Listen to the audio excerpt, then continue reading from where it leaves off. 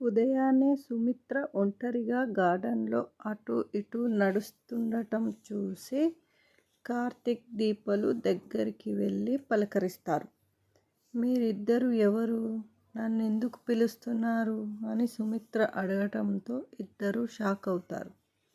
ఇంతలో దశరథ సుమిత్రను పట్టుకొని లోపలికి తీసుకెళ్తుండగా అతని చేతిని పక్కకు తోసేస్తుంది సుమిత్ర. నేను నీ భర్తను, ఇది మన ఇల్లు అని చెప్పి లోపలికి తీసుకెళ్తాడు దశరథ. దాంతో భార్యాభర్తలు ఇద్దరూ ఉలిక్కి పడతారు. శివనారాయణ వచ్చి ఎవరికి చెప్పకుండా గడప దాటొద్దని సుమిత్రకు చెప్తాడు. కోడలి పరిస్థితి చూసి పెద్ద ఆయన కంటతడి పెడతాడు. మీ అమ్మకి మతిపోయినట్లుంది అని జ్యోత్స్నతో అంటుంది పారు. లోపలికి తీసుకెళ్ళి సుమిత్రకు టాబ్లెట్ వేస్తాడు దశరథ. ఇంతలో కార్తీక్ వచ్చి ఎవరిని గుర్తుపట్టడం లేదు అని అడగ్గా దశరథ ఏడుస్తూ వెళ్ళిపోతాడు. డాక్టర్ గారికి ఫోన్ చేసి వెంటనే రమ్మని చెప్పమని అంటుంది. లేదంటే మనమే అమ్మగారిని తీసుకొని ఆసుపత్రికి వెళ్దాం అని చెబుతుంది. నేను ఆల్రెడీ డాక్టర్ గారితో మాట్లాడాను. వ్యాధి అనేది అందరిలో ఒకేలా ఉండదు. వారి వయసు బట్టి, శారీరక సామర్థ్యాన్ని బట్టి రకరకాలుగా ఉంటుందని చెప్పారు. ఇన్ని రోజులు తనని బతికించడానికి కూతురు ఉందనే ధైర్యంతో సుమిత్ర మామూలుగా ఉంది. కానీ శాంపిల్స్ మ్యాచ్ కాలేదని ఎప్పుడైతే తెలిసిందో అప్పటి నుంచి లేనిపోని బెంగ పెట్టుకుంది. తన కూతురు పెళ్లి చూడకుండానే చచ్చిపోతానేమోనని అనుకుంటుంది అని బాధపడతాడు దశరథ. మందులు కూడా వేసుకోవడం, భోజనం చేయడం మానేసింది. దాంతో మనుషుల్ని గుర్తుపట్టలేకపోతుందిరా. మీ అత్తని బతికించుకోవాలంటే వెంటనే ఆపరేషన్ చేయాలి. ఆపరేషన్ చేయాలంటే జ్యోత్స్న శాంపిల్ మ్యాచ్ అవ్వాలి అని చెబుతాడు దశరథ. మీ అత్త బతకదని నాకు అర్థమైపోయిందిరా. ఉదయం లేచిన దగ్గర నుండి ఇంట్లో ఎవరిని గుర్తుపట్టడం లేదురా. ఏం చేయాలో ఎవరికీ అర్థం కావడం లేదని అంటాడు దశరథ. ఇంట్లో లేదని వెతుక్కుంటూ వస్తే బయటుంది. మీరు కనిపించకపోతే గేటు తీసుకొని వెళ్ళిపోయేదేమో అని ఇంత ఐశ్వర్యం ఉండి కూడా నా భార్యను కాపాడుకోలేకపోతున్నానని దశరథ కంటతడి పెడతాడు. దాంతో నాన్న అని దీప గట్టిగా అరుస్తుంది. ఆ కన్నీరు చూసి నీ గుండెల్లో పిలుపు బయటికి వచ్చిందా అని అంటాడు దశరథ. నీ తండ్రిని కాకపోయినా కాళ్ళు కడిగి కన్యాదానం చేసినందుకు నాన్న అని పిలిచావా అమ్మా? ఈ నాన్న ఇంకా బతకడు అని చెబుతాడు దశరథ. సుమిత్రమ్మకు ఏం కాదు నాన్న అని దీప చెప్తుంది. ఏం కాదని ఎలా అంటావు? ఏ ధైర్యంతో అంటావు అని అంటాడు దశరథ ప్రశ్నిస్తూ. అసలు కాపాడుకోవడానికి అవకాశం లేని స్థితిలో నేనుంటే భార్య బతుకు మీద ఆశ పెట్టుకోను అని అంటాడు. మీ అత్త ఎన్నాళ్ళో బతకదురా. నాకు అర్థమైపోయింది. భార్యను బతికించుకోలేని భర్త మిగిలిపోతే నేను తట్టుకోలేను.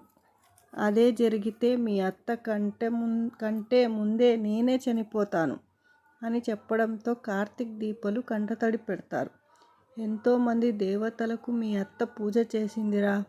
వారిలో ఏ దేవతైనా నేనంత కాలం బతికే ఆయుష్ మీ అత్తకి ఇస్తే బాగుంటుందని అంటాడు దశరథ. మీ అత్త లేని బతుకు నాకెందుకు అంటాడు. కార్తీక్ని పట్టుకొని దశరథ ఏడుస్తుండగా ఇద్దరిని చూసి దీప కన్నీటి పర్యంతం అవుతుంది. మీ అత్త బతుకుందని నాకు చేతిలో చేయి వేసి చెప్పమని అంటాడు దశరథ. మామయ్య పరిస్థితి చూసి బయటికి తీసుకెళ్ళి మాట్లాడతాడు కార్తీక్. మగాడు తన జీవిత పోరాటంలో ఎంత పెద్ద యుద్ధానికి భయపడడు. నిద్రను, సుఖాన్ని, ఆరోగ్యాన్ని త్యాగం చేస్తాడు. ఎవరి కోసం అంటే కుటుంబం కోసం, ఫ్యామిలీ కోసం దేనినైనా వదులుకుంటాం.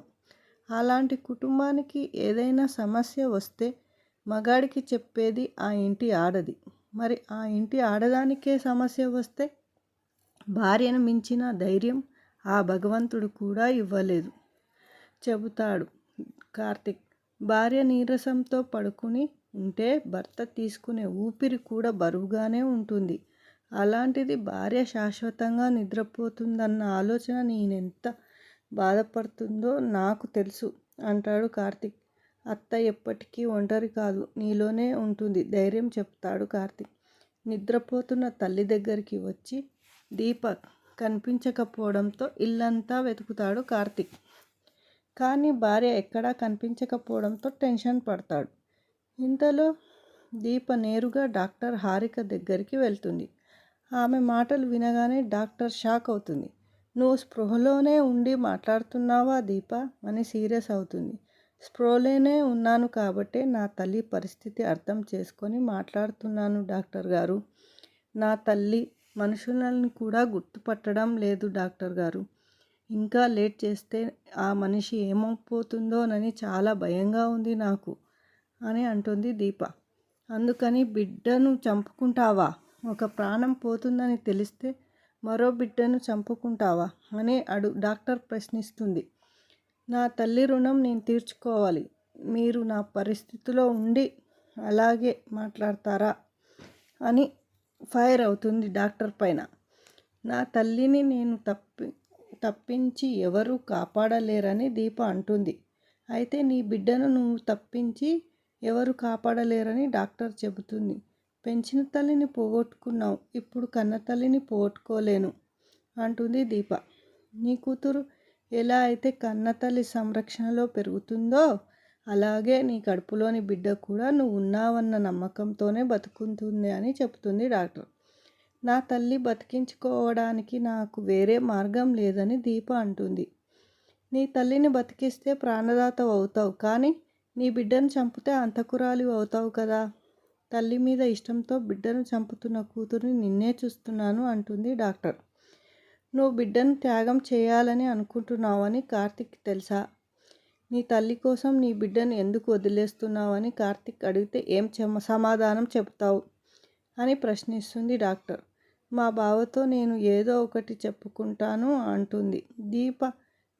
నీ భర్త దీనికి ఒప్పుకోడు, నేనేం చేయలేను అని చెబుతుంది డాక్టర్. ఆ మాటలతో దీప కంటతడి పెడుతుంది. ఇంతటితో ఈ ఎపిసోడ్ ముగుస్తుంది. అందరికీ నమస్తే.